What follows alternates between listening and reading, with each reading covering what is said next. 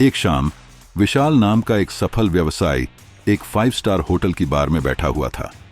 तभी उसकी नजर एक खूबसूरत महिला पर पड़ी जो अकेली बैठी थी। वह नीली ड्रेस पहने हुए थी और उसकी आंखों में एक गहरी रहस्यमय चमक थी। उसने अपना परिचय दिया। उसका नाम माया था। माया और विशाल के बीच बातचीत शुरू होती है और जल्द ही दोनों एक दूसरे के आकर्षण में बंध जाते हैं। माया ने विशाल को उसके बिजनेस के बारे में बहुत कुछ बताया, जैसे वह पहले से ही उसे जानती हो। विशाल थोड़ा हैरान हुआ, लेकिन माया की मुस्कान ने उसे निश्चिंत कर दिया। माया ने विशाल को उसी होटल के एक प्राइवेट डाइनिंग रूम में रात्रि भोज के लिए आमंत्रित किया। विशाल ने तुरंत हां कर दी।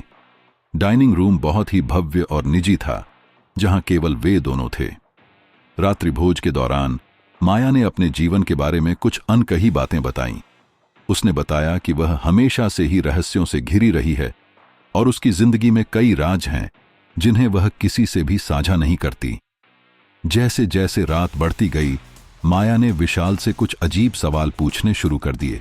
उसने पूछा, अगर तुम्हें अपनी जिंदगी के सबसे बड़े राज का पता चल जाए तो क्या तुम उसे संभाल पाओगे? विशाल ने हंसते हुए कहा कि वह हर चुनौती का सामना कर सकता है। माया ने विशाल से कहा कि वह उसे एक खास जगह ले जाना चाहती है, जहां उसके सभी सवालों के जवाब मिलेंगे। विशाल ने उत्सुकता से सहमति जताई और वे दोनों होटल के एक प्राइवेट लिफ्ट में सवार हो गए। लिफ्ट एक गुप्त कक्ष में खुलती है, जहां चारों ओर शीशे लगे हुए हैं। कक्ष के बीच में एक चमकदार टेबल और कुछ अनोखे उपकरण रखे हैं। माया ने कहा, यहां से हमारी असली कहानी शुरू होती है। माया ने अचानक से अपना रूप बदल लिया। वह अब एक शक्तिशाली और खतरनाक दिखने वाली महिला में तब्दील हो गई। उसने विशाल को बताया कि वह असल में एक अंतर्राष्ट्रीय खुफिया एजेंट है और उसे विशाल के बारे में बहुत कुछ पता है। माया ने विशाल से कहा कि वह जानती है कि वह केवल एक व्यवसायी नहीं, बल्कि एक अंतर्राष्ट्रीय हथियार डीलर है। माया ने उसे चेतावनी दी कि वह अगर उसके साथ नहीं चलेगा तो उसे इसके गंभीर परिणाम भुगतने होंगे।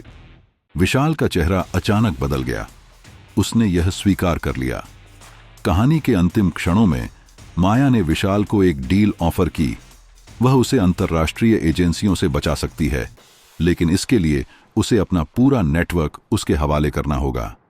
विशाल को कोई और चारा नहीं दिखा और उसने यह प्रस्ताव स्वीकार कर लिया। माया ने मुस्कुराते हुए कहा, यह तो बस शुरुआत है। और लिफ्ट का दरवाजा फिर से खुला, लेकिन इस बार दोनों का भविष्य पूरी तरह बदल चुका था।